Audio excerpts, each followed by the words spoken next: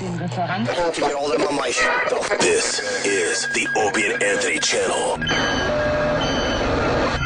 And now, a show the likes of which America's never seen. So appalling, so offensive, yet so entertaining. It's not your normal show. Beamed from satellites in space down to you every single day. What planet are we living on? It's the Opie and Anthony show with Opie. We're experts, and we already know this is going to be great radio, so shut the fuck up. And Anthony. I live in a big house, I make a lot of money, and I fuck attractive girls. And little Jimmy. I don't even like in our opening. It sounds like a little... You dang open hand and don't listen to dang open hand. Stop with that shit. And now, here they are. Why am I introducing these buffoons? I'm William Shatner, goddammit. But enough of this palaver. Let's get the show on the road. Good morning. Oh, yeah. How's everybody? Very good. Yeah. Oh, yeah. Little tuckered? Little tuckered. You know, we were talking about being Little tuckered. Oh, my God. Want to match stories right now? Sounded like a nightmare. Fuck. I went to bed at 11. Over at the Hughes Vomitorium. I got sick kids. The one kid just got better, and the young one is now sick with what the son had there. Just a vomit super soaker. So I was sleeping in the other room last night to get a good night's sleep, and went to bed at 11. And at 12:50, my wife walks in. She goes, "I need your help." Oh, boy. I'm like, what? And you just jump up immediately as a parent. Like, what the fuck? What's up? There's puke all over my wife. My little one is just fucking power booting. Oh, jeez. I thought she finally realized who she was married to. 12:50. So then I find myself in a complete haze, giving my daughter a bath to get the puke out of her hair. Oh, my God. At like 1 in the morning. I'm just like washing her off. I'm like, is this real? Like, what is that? What am I I felt doing? like dentist kid. Is this real life? And then my wife goes, "I got it from here." I'm like, oh, God, thank God. I put in my little time, and I wandered back into the room to sleep. And then at around 4, the crying was so bad because the kid is just miserable with 103 fever, a fucking cough. Oh, my God. So then I got up, and then I'm in a daze just kind of brushing the little one's hair softly. And it actually worked, and it put her to sleep. And then I went back and just stared at the clock until... Yeah, at that it was point, time to officially get up. It's like, oh, this is great. I got to be up in a fucking few minutes. Oh, morning radio and having 2 young kids just doesn't fucking match up, man. It doesn't match up. Jeez, Louise. I need a break. Do you get angry, even though like you know that you can't? Not really. It's just like one of those things you got to do. You get frustrated inside, but you don't get angry at the kids, really. Not really, no. But then but it started yesterday around 5 o'clock because I went out to get a Christmas tree with my young son because he's starting to feel better because I was waiting for him to get better because, go through the whole thing with him. It'll be a cool little father-son thing to do. And I leave the apartment around 5 and he's out cold in a stroller. So then I just wandered around the neighborhood. I got a vegetable juice, and I talked to my cell phone guy because I still don't have the S4, which is stupid. And now I'm in this no man's land where I could get the S4, but there might be a new Samsung coming out around the corner, supposedly. But he hasn't really heard about it. But he says at CES maybe they'll announce it. So he thinks something will be released by March. Oh, geez. And they're talking about maybe a curved screen. So I'm having this conversation with him while my kid's snoozing. And then I get him home, and then he's screaming bloody murder because he's saying his ear hurts. Oh, from the cold? Right. So I can't get my doctor on the phone. That's why Dr. Steve is like, he fucking rules. As much as we beat the shit out of him, and I personally beat the shit out of him, I love the guy. Because he's what doctors should be, where you can get him on the phone immediately. Right. Like, I have to go through my doctor's office, and you have to tell them what's wrong with your kid, and then they eventually get back to you. You don't talk to a doctor. You give the info, and then when the doctor maybe has a few minutes, they'll call you back. Maybe your doctor's busy with some radio show. Yeah. Dr. Steve's like, patients are all pissed off because they can't get to him. Or maybe your doctor hasn't killed his patients like Dr. Steve has. He's got nothing else to do. Yeah, Old Kevorkian. Yeah, Dr. Steve's patients, Yeah, they don't need his help. Not really. No. They're just waiting for him to hold their hand. That's it. and open the window so the soul can leave. Yes, just ordering more satin pillows. What was that dumb commercial? Not tonight. Oh, not tonight. Dolores or whatever the fuck her leave name the was. window open. Because it's a Time. tradition when someone dies, you got to leave the window open so their soul leaves. Yeah. I think that soul shit will figure it out. We'll find some kind of crevice to get out of your fucking rotting home. Banging on the window. Yeah. So the kid is like crying bad, and he's like, my ear hurts. And one of the worst things a kid could have is an earache. It's like a fucking nightmare for them. So I called Dr. Steve. He goes, you get these over-the-counter fucking eardrops. So I run to CVS because I don't want this kid in pain. The things you'll do for your kid when he's fucking crying and in pain. So I get up there and I find these eardrops and I bring them home, and you have to take them orally. What? For ear. ear? So I go, what the fuck is this shit? So I call up Dr. Steve, and he goes, that's horseshit. He goes, the pharmacies know that's horseshit. Why are they still fucking, selling that? Because it's some kind of homeopathic. Oh. Basically, it's some kind of sort of aspirin thing. So that's kind of will help the earache go away. But you can take Tylenol for that. You need shit that gets dropped in them ears, right? So, yeah. So he goes, I'll call you in something. I have no problem calling in something. I go, thank you, Dr. Steve. So then I run back to CVS, and you know how cold it was? It was like 26 degrees. Pretty goddamn cold. With a little wind blowing and black ice all over the place. Oh, and I'm shit, black ice. I'm slip sliding away. I was driving in this morning thinking of black ice, and I'm laughing. I know, I should have called the local precinct to see where the black ice was. I didn't. Slip while you're walking. Right, so I run back to CVS, and now I'm in the nightmare that we've all been in. There's the drop-off line and there's the pickup line. Oh, God, the people at the pharmacy. And I tweeted about it. I mean, getting behind an old person at a pharmacy is, like I tweeted, that's the definition of fucking hell. Because am I covered with... Ugh. They want to know prices. They want to know side effects. If you live to... This lady had to be in her late 70s. Just take the fucking medicine. Take it and fucking What do you mean home. side effects? And is there a generic brand? No, should I call my provider? My daughter told me that I should ask you about... And you're standing there like... I could be done in 3 minutes. I'm on high alert when I'm in public. I never want to be in anyone's fucking way when I'm in a store. When I pay for my shit, I quickly take that step to the right and put all my shit back together. Right. I don't sit there and redo everything right in front of the cashier while there's a line behind me. So I go to the pickup line because I got a prescription that was called in. And I wait. I'm only 4 behind. It took at least 15 minutes 15 minutes in a fucking pharmacy. You know the deal, man. That's brutal. Eternity. You feel like your time is just being wasted. Oh my God. It's like 20 minutes in an airport. You know how like the time literally just stops when you're when you're in an airport? Even though your flight's leaving in 20 minutes, that 20 minutes seems like hours. So I finally get to the counter. Oh, your kid, you've never got him a prescription, so he's not in the system. I'm like, okay, all right, what does that mean? I'm ready to go. Well, you have to go to the drop-off line. And I look at the drop-off line, and that has 5 or 6 people. Oh, my God. And the one lady was holding up everybody with her fucking questions. And we're all looking at each other like, fuck, let's kill this lady. So then I go to the drop-off guy, finally.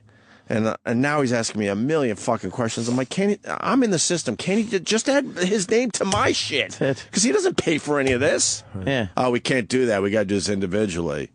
What's his Social Security? I don't fucking know. Gotta call my wife for that. What's he working?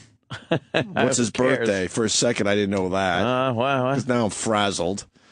So finally, I get in the system. They're like, all right, that'll be 20 minutes. And now I have to sit fucking... I'm like, the eternal 20 minutes. What? So then I finally get the official eardrops that'll take care of the earache, and I run all the way home. And he's... Did you wee all the way home? All the way home. Fucking worried about that black ice again. Oh, you got to look out. Sliding You just away. slipped. Did you see any police officers that you could have I inquired wish I as could have to fucking pulled the police black guy ice? over. Where's the black ice? Right, it's helpful information. Officers have been any reports of spin outs. Black ice. I love that. Then I get home, and now the kid is out cold. He's sleeping heavily. So I'm like, you know what? If he's sleeping heavily, let's let him fucking sleep, because you never want to wake a fucking sleeping kid. I think most people know that. Long story short, he wakes up. I got the eardrops that Ready to go. That were a major fucking hassle to get after getting the homeopathic fucking oral shit. And then I go, all right, how's your earache? No earache. He's totally fine. Oh, boy. He's totally fine. Which goes back to my original thought about the whole thing. I thought it was just stupid cold air. Cold air in that. Hitting his That'll ear. fucking hurt. But I guess you can't just assume that. Kid's eardrum is like a fucking rolling paper. Yeah, exactly. Shit gets fucking... But after all that, he doesn't need the eardrops. I was like, you remember the other day I was talking about that imaginary fight thing? I started doing that again in my foyer. Oh. Like I'm fighting in the invisible man, because you don't know what to do with all this energy and frustration. So you just start like doing weird shit with your body. All that you did. And you're probably just thinking, I could have been... sleeping? I don't know anything, but he would. Standing. You should have made him take the eardrops just in case. Just in case. No, you should have just told him that. Oh, just in case. Just so I feel better so about you it. feel like you're taking it. You're taking it. And then the wake up with the little one with the vomit everywhere. Vomit. That's great. So why are you tired, Jimmy? I had to come late. It was late. I had to blow alone.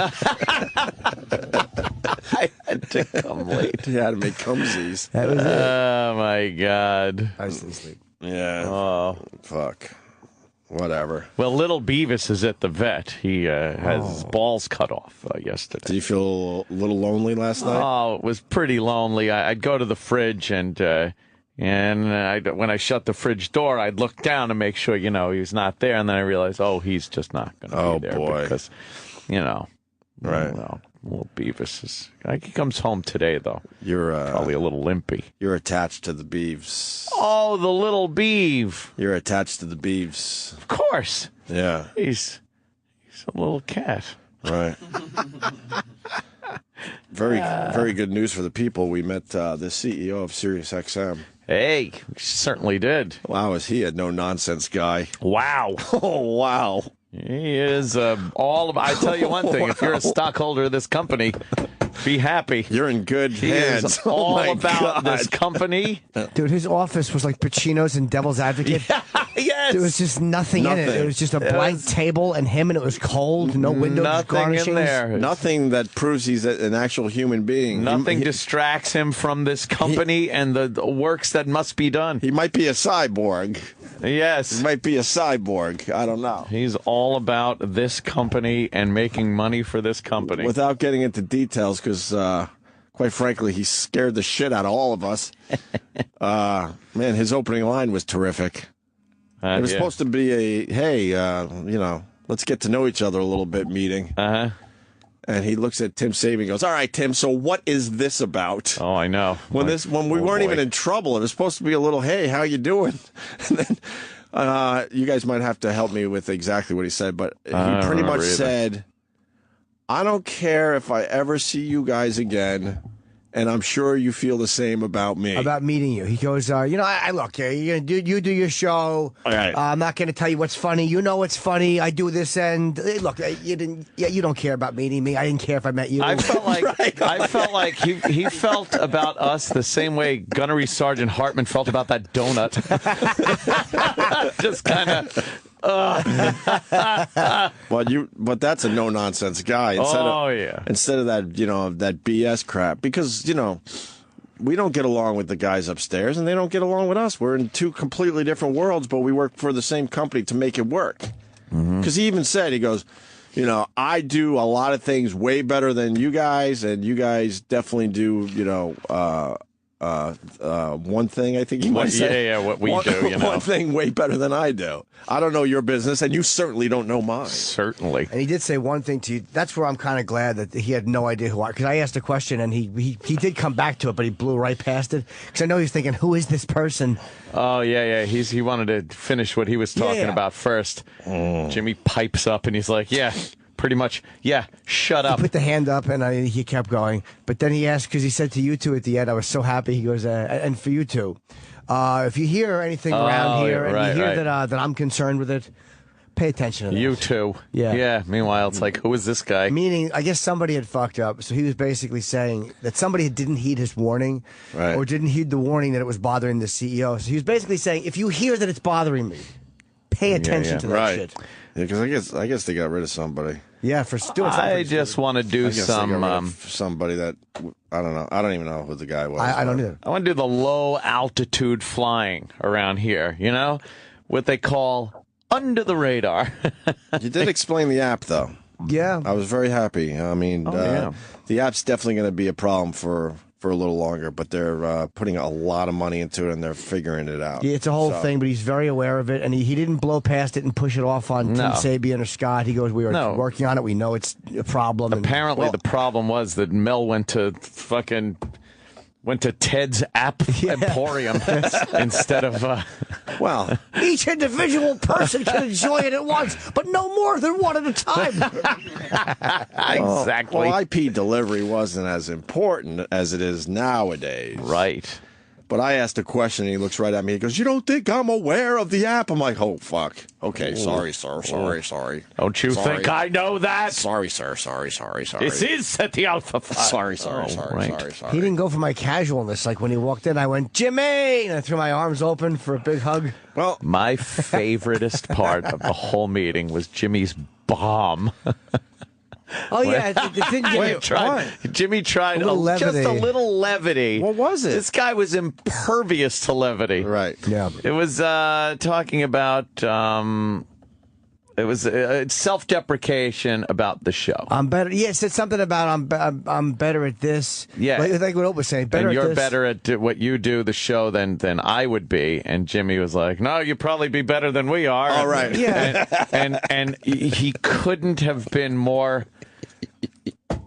He did not care one iota about you. And maybe it literally is an indicator of how my career has gone, but it didn't faze me or surprise me. It was great. You weren't supposed to get a laugh in that situation. No, it was okay. You could have had the greatest joke ever. You were going to get a 0. Yeah, you got to fucking pepper one out there though. You got to try. You right? gave it a whirl. But he was fine though. He was just no bullshit guy. Yeah. But let's turn our attention to the great Tim Sabian, who surprises us with the meeting yesterday with the CEO. Yeah, nothing I like more than a surprise meeting. I'll tell you that much. See, I haven't shaved in 2 months. I had a fucking dirty T-shirt on He looks like yesterday. fucking Jeremiah Johnson. Right. Walking up there. He just needed the bear coat. I had shitty jeans that kind of might have been a little funky yesterday because I decided to maybe go one more day with the jeans when I probably shouldn't. You look like you were living in the Magic Bus in Alaska for 2 months. I know. You would think Tim would go, "Hey man, heads up, I'm gonna take you upstairs tomorrow." Because believe it or not, I would have shaved for that meeting. I would have put on a collared shirt. I would have found my best pair of jeans, and I would have put on some kind of like black booty thing. Sure. Because those guys are all about fucking presentation. Uh-huh. You get a little more respect if you dress the part. Yeah. We look like slobs, and that's because Sabian didn't give us the heads up. He didn't give us heads up. He was standing outside the studio for the last 15 minutes of yesterday's show, and I didn't know. Right. I didn't know. I you know me. I'm zipping up fucking bag. I'm putting my coat on. I'm ready to go. You're ready to get the fuck I'm ready to go. Here. And then there he is. Hey, we're gonna go upstairs. And then upstairs, we're all in the elevator with little small talk. Oh boy. Yeah. Am I not a fan of small talk? Yeah. It's really strange being upstairs. And then we're parading through the hallways looking at people that I didn't even know exist. No. I do not like that upstairs floor, and I've been there twice. I've never been there in all the years we've worked here. Oh, really? And then I've been there twice in the past week. And you wonder what all those people do. What do Who they the do? hell knows? You just need us. Yeah. I've gone up there. What are they all doing? What do they do? What does Kenny take me up there for? What are they called? The people butt fucking? No, what are they called? They stamp shit for you? A notary republic. A woman up there is a notary republic. It's just public, not republic. Notary public. It's notary public. No, I thought you said notary republic. No, notary republic. Oh, okay. Notary, whatever she is. And I've gone up there for that. But it's really creepy. It looks just like downstairs, but with zero personality and a lot of potential to be fired. Yes. Can we all have that job? Don't you just need a stamp and then you stamp and then you just sign it? You just go, I think that's it. Yeah, what the fuck? The dumb little stamp and then they initial it. And they take it very seriously. They watch you sign stuff. Oh, okay. I saw you sign it. They pull out their little case. Oh, let me flip this open where my little ink is. And now I'll sign it because I'm special. I've been knighted. An eyewitness ID. You need ID. I know. Whatever. Sign it. A notary of the republic. So yes, notary republic. The floor layout is the same up there as it is down here by the offices, but it's just a different vibe. Well, they're making sure their area looks nice first. The carpeting and everything. It looks beautiful up there. Yeah. It's a shithole down here, but he actually made me laugh at one point because his way of doing things is a little different than Mel. We've worked for Mel for off and on for I don't even know, at least 10 years, right? How do I even know you are the CEO, Mel? And one of Mel's philosophy is that he doesn't make everything all nice because it's radio. He goes, the listeners don't give a fuck if you have new carpet or new studios. He doesn't care. So he doesn't put a lot into that part of the business. And the new CEO goes, he kind of hinted that was Mel's way without trashing Mel. And he was also hinting that he does things a little differently and wants to take a little pride in where he works and stuff. And he said he was sick of seeing the cleaning lady stopping the vacuum every 5 minutes because the carpet was raveling into the vacuum cleaner. Yeah, the fucking strands from the carpet were getting tangled in the vacuum. Because, there was a bit of neglect as far as, aesthetics around here. And the visual of that kind of made me laugh, that the poor cleaning lady probably had to take hours to clean the carpet when it should have taken a quick hour, maybe. Yeah. And he didn't want us going up there and wasting his time. And he's like, if you have these ideas, you run it through Tim and he'll get it to me. Oh, yeah, He made sure that there were buffers. A lot of buffers. A lot of buffers. Yeah, buffers. He didn't want any of our nonsense. He didn't want that little tepid knock at the door the 2 days. Do you remember me, Mr. Myers? No. I was in the office. Do you have a minute we can chat? No, those are the type of guys you'd never want to see, because when you see them, you're in deep trouble. That's what we learned over the years. They're all stock guys. They have zero to do with day-to-day shit. It's all stock. Yeah. It's all stock. It's all about the stockholders, and the fucking profits. Well, last year around this time, I went up to, say goodbye to Mel and just thank him. I fucking brown-nosed my ass. Oh. Went up there and just thanked him for everything he's done for us. For me personally and the show. Yeah. Must have been a very quick meeting. Thanks for everything you've done. It was strangely weird. It was kind of cool, actually. Yeah. Yeah, because there was no pressure, because he knew he wasn't going to be the boss anymore. Yeah.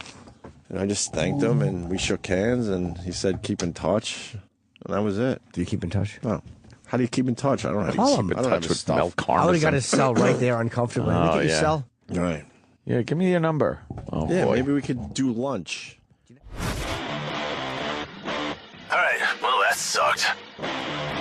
To hear the Opie and Anthony Show 5 days a week live on satellite radio, online on your phone or tablet, or even on demand, go to SiriusXM.com.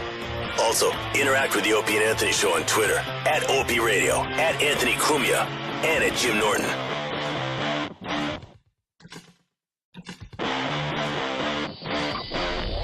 Stop with that shit. And now, here they are. Why am I introducing these buffoons? I'm William Shatner, goddammit. But enough of this palaver.